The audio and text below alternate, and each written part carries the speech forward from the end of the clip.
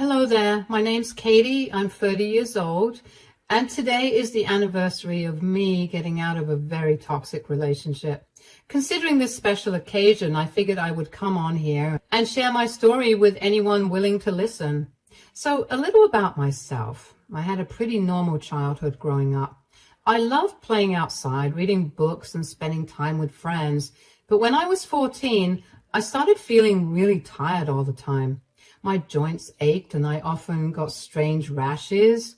My mom took me to the doctor, and after many tests, they told me I had lupus. It was scary because I didn't really understand what it meant at the time. Lupus is an autoimmune disease where my immune system attacks healthy tissue.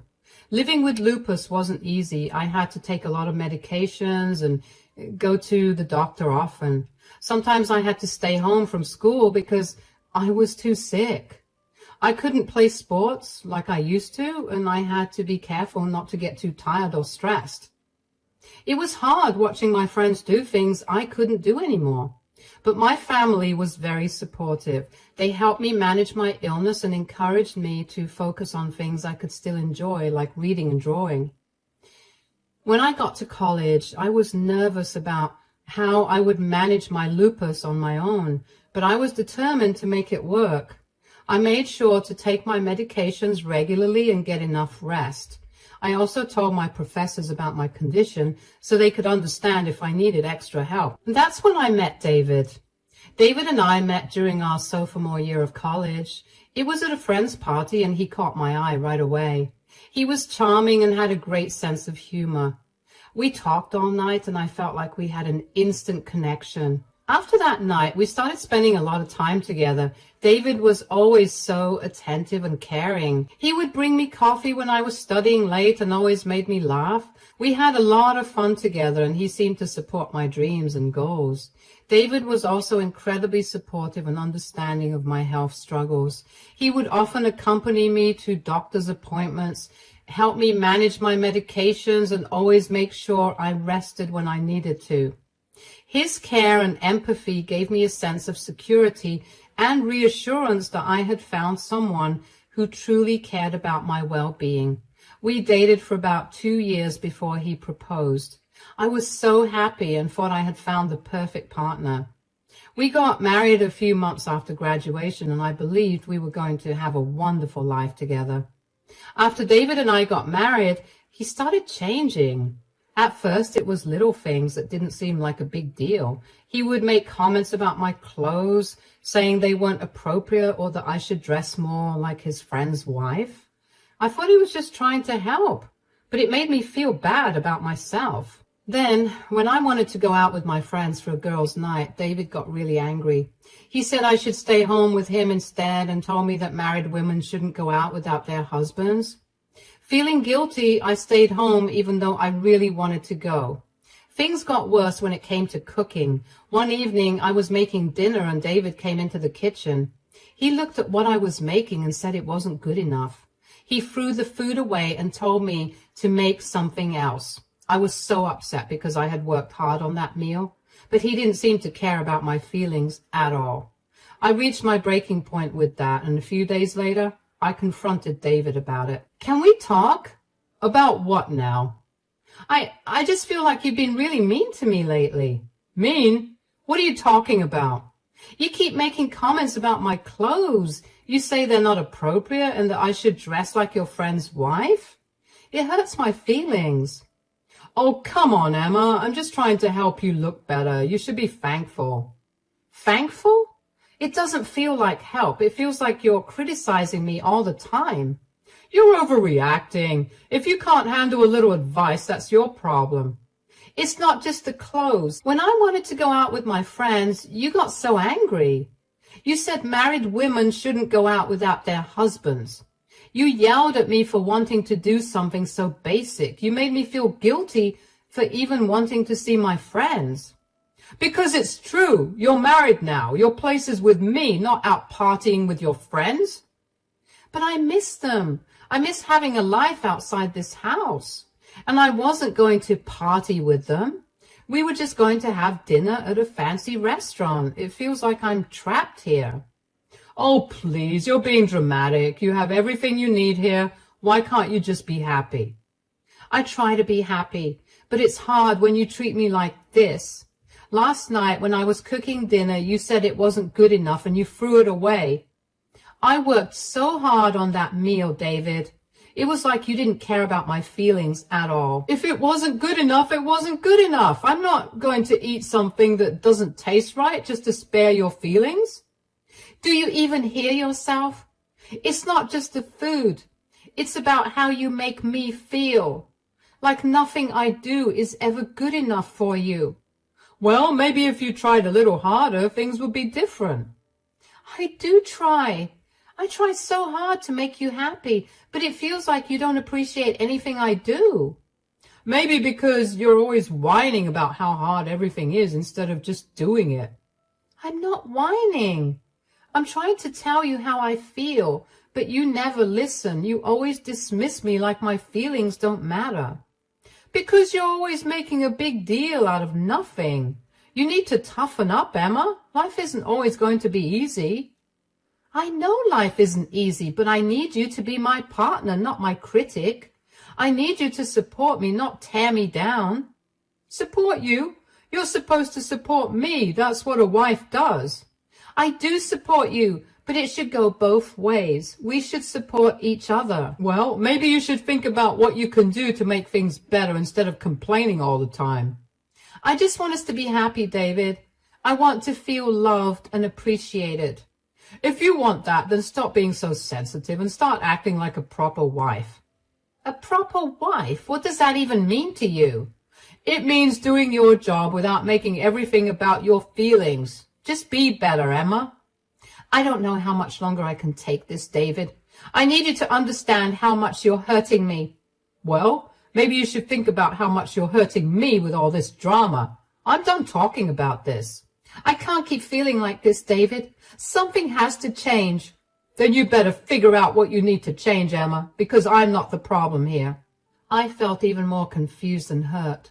His words echoed in my mind, making me doubt myself. I wondered if I really was too sensitive, or if I should just try harder to please him. But deep down, I knew I couldn't keep ignoring how his behavior made me feel. I felt trapped in a cycle of trying to meet his expectations while losing sight of my own happiness. It was clear that David didn't see my side or understand my feelings. I felt lonely and unsure about what to do next. I knew I deserved to be treated with kindness and respect, but I didn't know how to make David see that. His dismissive attitude left me feeling small and powerless, wondering if there was any way to make things better or if I would always feel this way in my own marriage. David also started controlling our money. He gave me a small allowance and got mad if I spent too much. Once I bought a new dress for a special occasion and he yelled at me for wasting money. He made me return it, and I felt so embarrassed. David wasn't the same person I fell in love with.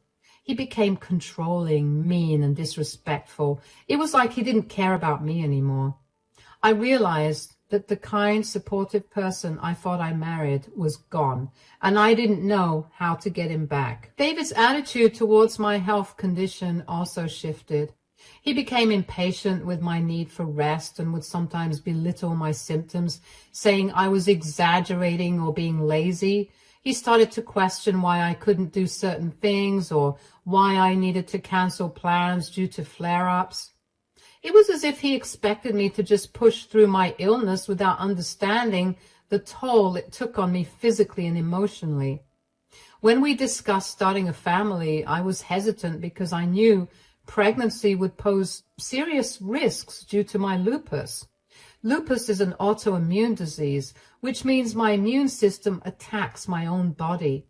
During pregnancy, this could lead to serious problems like kidney damage, high blood pressure, and even harm to the baby. I told David about these risks many times, but he didn't seem to understand or care. David kept pressuring me to get pregnant. We really need to start thinking about having kids. I really don't think we should rush into starting a family. What do you mean? We've been married for a while now. It's time for us to have kids. I know, but you know my health condition. Pregnancy could be really risky for me. Oh, come on, Emma. Lots of women with health issues have babies all the time. You'll be fine. It's not that simple, David. Lupus can cause complications during pregnancy. I could end up seriously ill, and the baby could be at risk too. Stop worrying so much. You're overthinking it. Doctors can handle whatever comes up. It's not just about the doctors. I'm scared, David. I don't want anything to happen to me or the baby. We'll take care of you. I'll take care of you. You'll see. Everything will be fine. I wish it were that easy, to be sure. I need more time to think about this. We don't have time to waste, Emma. We need to start a family now. Can't we wait a little longer, just until I feel more ready? We've already waited too long. I want a family, Emma. I want us to have a baby. I want that too, but I need to be sure it's safe for both of us. Are you saying you don't trust me to take care of you? No, it's not that. I just needed to understand how serious this is for me. Fine, I'll talk to your doctor then. They'll tell you it's safe. It's not just about what the doctor says. It's about how I feel too. You're being unreasonable, Emma. We've talked about this enough. It's time to make a decision. I feel like you're not listening to me, David. This is a big decision. I need you to respect how I feel. I'm listening to you, but you need to stop being so scared all the time. It's not just fear. It's about my health and future. I need you to understand that. Fine, take your time, but don't take too long. We need to start a family soon. I'll try to think about it, but I need you to be patient with me, David. I'll try, but you need to understand how much I want this. I do understand. I just need time to be sure. Okay, but don't take forever. We can't wait that long. I know. I'll think about it. I promise. Eventually, I gave in because I felt like I had no choice. We tried for a whole year before I finally got pregnant. Every month that I didn't get pregnant, David would get really upset with me. He blamed me, saying I wasn't trying hard enough. I felt so much pressure to make him happy, but inside, I was scared and sad. I wanted to give him the family he wanted, but I also worried about my health and what would happen if things went wrong. When I found out I was pregnant, I was terrified. I knew this would be hard, but I hoped David would be supportive like he used to be. Instead, he became even more demanding. He expected me to keep up with all the household cooking and cleaning. Even though I was exhausted and in pain, he would say things like, "You're a woman, this is your job," and "Pregnant women do this all the time." My lupus flared up badly during the pregnancy. I was constantly tired. My joints ached, and I had severe swelling. My doctor told me to stay in bed as much as possible to avoid complications. But David didn't care. He would come home from work and get angry if the house wasn't spotless or if dinner wasn't ready. He would say I was being lazy and that I needed to try harder. As my pregnancy progressed, my symptoms got worse. I was bedridden for most of the day. I could barely move without feeling exhausted.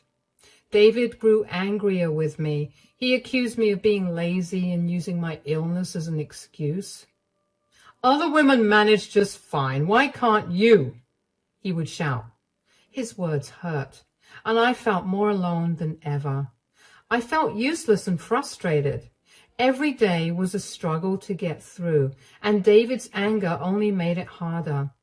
I needed his support, but all I got was criticism and blame. It was clear that he didn't care about me or our baby. He only cared about what he wanted. One day, I felt a sharp pain in my abdomen and started bleeding. I was rushed to the hospital where the doctor told me I was having a miscarriage. The doctor said my body couldn't handle the stress of the pregnancy because of my lupus. I was devastated. I felt like my world had fallen apart. I had tried so hard to make this work, despite my fears and my health issues. I blamed myself, even though I knew it wasn't my fault. The pain of losing the baby was unbearable. David's reaction made everything worse. Instead of comforting me, he blamed me. Oh, you need to get yourself together. Sitting around here isn't going to help anything. Are you serious? I just lost our baby. I need time to grieve. Time to grieve? What good is that going to do? You need to be useful for once. Go back to work and do something productive. I can't believe you're saying this to me right now. I'm heartbroken. Maybe if you had taken better care of yourself, this wouldn't have happened. You failed as a woman. How can you say that to me? This isn't my fault. I did everything I could. Stop making excuses. Just get up and go to work. We can't afford for you to sit around feeling sorry for yourself. I can't believe you're being so cruel. I just lost our baby. Enough with the drama. It's time to move on and get back to reality. I don't think you understand how much pain I'm in right now. Maybe if you actually did something useful for once instead of moping around, you wouldn't feel so sorry for yourself. How can you be so heartless? I need your support, not your criticism. Support? What do you want me to do, Emma? I can't fix this for you. Just go to work and do your job. I thought you loved me. I thought you would be there for me. Love has nothing to do with it. This is about being responsible. I can't believe I married someone who could say these things to me. Well, maybe you should think about that while you're at work. I realized then that the man I married was gone. He had been replaced by someone who didn't care about me or my well-being. His words cut deep. I was already heartbroken, and his cruelty made it unbearable. After the miscarriage, I felt completely broken. David's cruel words kept echoing in my mind, and I knew I couldn't stay in that house any longer. I decided to go to Sarah's house, my mother-in-law. She had always been kind to me, and I hoped she would understand. With tears streaming down my face, I packed a small bag and left. Sarah, my mother-in-law, has always been like a second mom to me. She raised 3 boys, including David, and I think she saw me as the daughter she never had. We were really close and spent a lot of time together. Sarah would invite me over for tea, and we'd talk for hours about everything from cooking to books to life. Since David didn't let me hang out with my friends much, I ended up spending even more time with Sarah. She became my confidant, someone I could talk to about anything. But when David started changing after we got married, I didn't tell Sarah. I was scared that she wouldn't believe me or that it would ruin our relationship. Sarah always saw the good in David, and I didn't want to disappoint her. When I arrived at Sarah's doorstep, I was sobbing uncontrollably. Sarah opened the door and immediately pulled me into a hug. She could see how distressed I was and quickly ushered me inside. Emma, what's wrong? What happened? I'm so sorry for coming to you this way. Oh, no, don't you dare apologize for coming to me. I'm glad you came here. Why don't you take a few deep breaths and then you can tell me why you're so upset. Please, don't be mad at me, but it's David. He's been so cruel to me. Ever since we got married, he's changed. He pressured me into getting pregnant even though I told him it was risky because of my lupus. Oh, Emma, why would I ever be mad at you? I'm so sorry. I knew something was off, but I had no idea it was this bad. Go on, tell everything. He forced me to get pregnant, and then during the pregnancy, he treated me so badly. He expected me to do all the housework, even when I was feeling terrible because, my lupus began flaring up. And when I miscarried, he blamed me for it. He said I failed as a woman and forced me to go back to work the very next day. What? How could he say that to you? That's unforgivable. I'm so angry right now. No one should treat you like that, especially not my son. I raised him to be a good and respectful human being. I know, And Sarah, I really, really tried so hard to make him happy. I did, I swear. But nothing I did was ever good enough. I know you tried hard. And if I'm being honest, you have no reason to try so hard. David was being a grade A jerk and was simply making your life harder to feel better about himself. I had no idea he was being this awful. You don't deserve any of this. Why didn't you tell me anything? I was scared you wouldn't believe me, or that it would ruin our relationship. Believe you? Of course I believe you. I'm furious with David for treating you this way. You're like a daughter to me. I would never doubt you. Thank you. I really didn't know where else to turn. You did the right thing by coming here. I'm going to make sure David pays for this. He can't treat you this way and get away with it. But what can we do?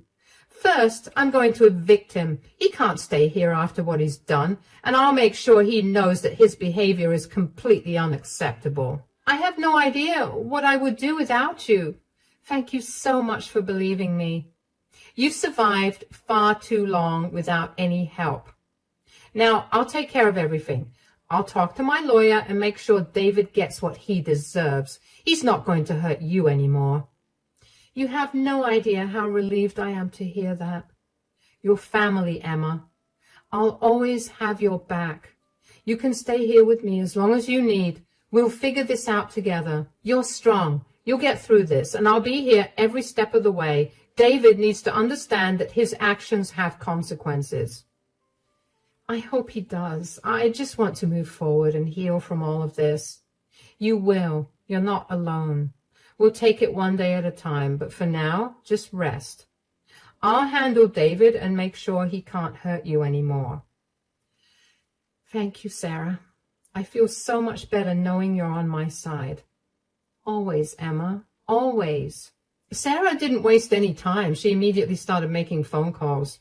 First, she called her lawyer to draft an eviction notice for David, and after we got married, Sarah offered to let us live in her house at minimal rent because we needed a place to stay and we weren't doing so well financially. Sarah never bothered to increase our rent, so we really were living in that gorgeous house for next to nothing. Sarah did not want David to have the benefit of living there at all after what I told her.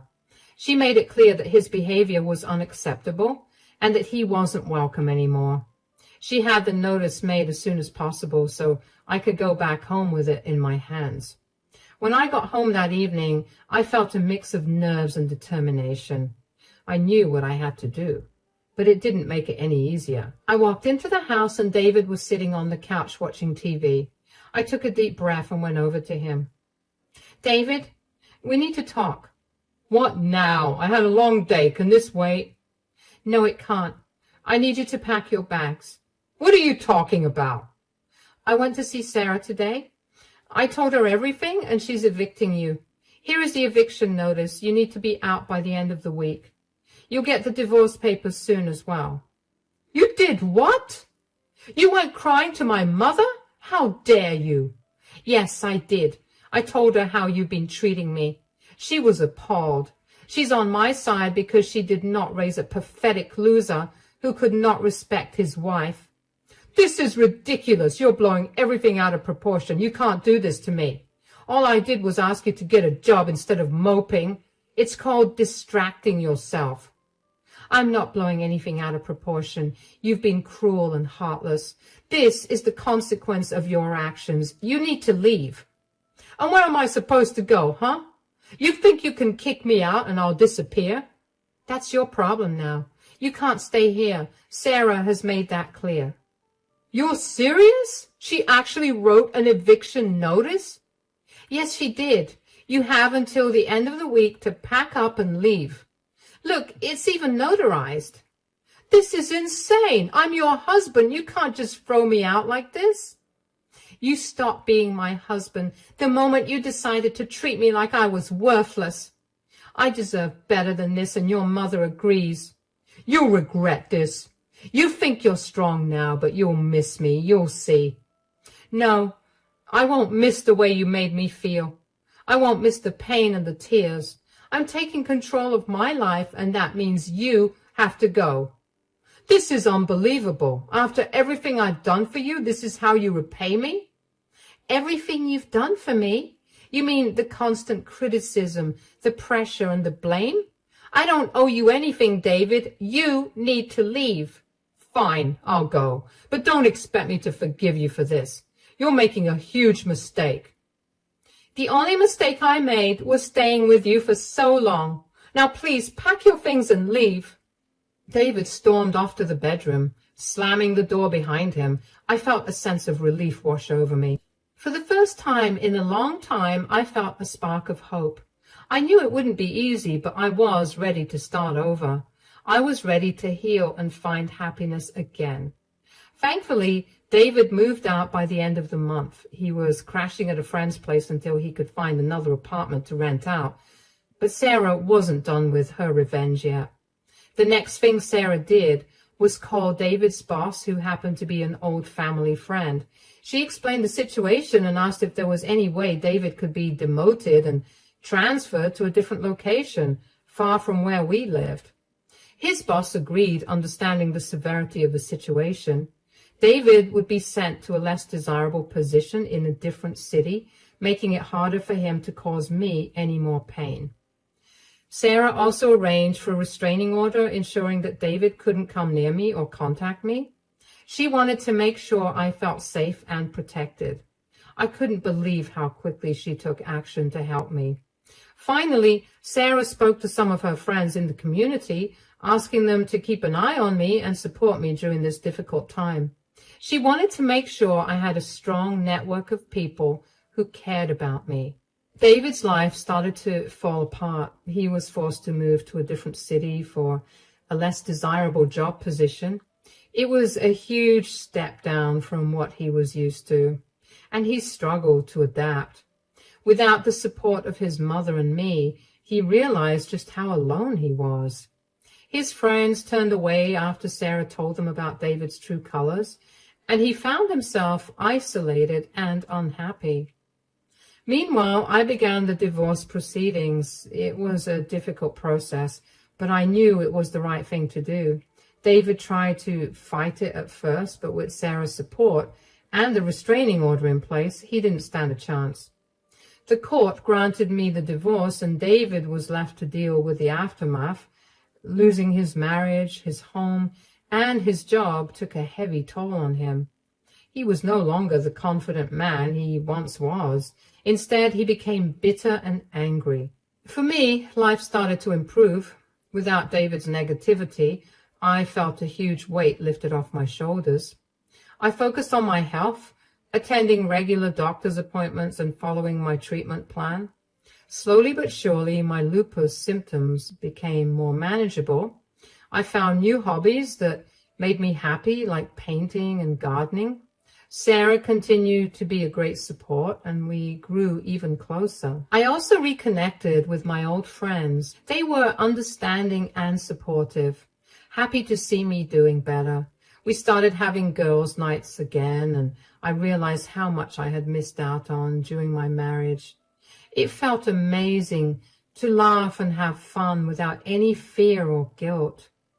With time, I became stronger and more independent. I learned to live without David's control and negativity. I focused on my career, working hard and finding joy in my accomplishments. Looking back, I realized that I have grown so much from the experience. Losing the baby was the most painful experience of my life. I felt empty and broken. I blamed myself, even though deep down I knew I had done everything I could. The physical pain was bad, but the emotional pain was worse. I faced one of the toughest challenges of my life and came out stronger. David's downfall was a result of his own actions, and honestly, it was well deserved. I couldn't let his choices ruin my life. Instead, I chose to move forward and build a better future for myself. I learned that I am capable, strong, and worthy of love and respect. My journey wasn't easy, but it led me to a place of peace and happiness. I'm grateful for the support of Sarah and my friends, and I'm excited about what the future holds. I know now that I can handle anything life throws at me, and that gives me hope and confidence for the years to come.